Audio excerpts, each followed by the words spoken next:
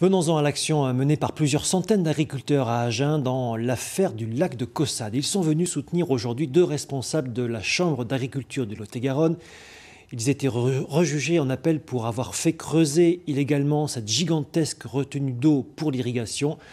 Un dossier où s'opposent défenseurs de la ruralité, protecteurs de l'environnement et l'État. Victor Gascoat, José Souza.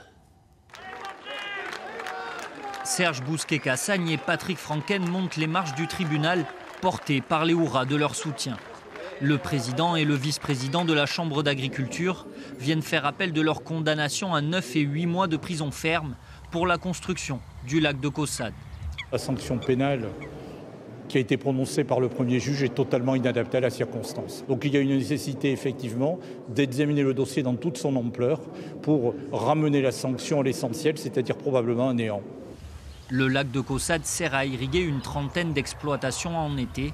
Sa construction, débutée en 2018 sur la commune de Pinel-Haute-Rive, a été un temps autorisée puis interdite par la préfecture. La Chambre d'agriculture, propriétaire du terrain, avait décidé de passer outre et de terminer le chantier. Ce que dénoncent les associations environnementales. On a détruit plus de 2 km de ripisylves, c'est-à-dire de boisements le long de ruisseaux qui sont des éléments dans des écosystèmes très importants. On a détruit un ruisseau et toute la faune et toute la flore qui s'y trouvait. Donc nous, ce qu'on attend, c'est que la justice fasse son travail, qu'elle fasse respecter la loi sur l'environnement, les lois sur l'environnement. Avant et pendant l'audience, 800 soutiens aux constructeurs du lac se sont réunis dans le calme devant le palais de justice d'Agen. Parmi eux, des agriculteurs, des chasseurs et une vingtaine d'élus locaux comme le maire d'Agen.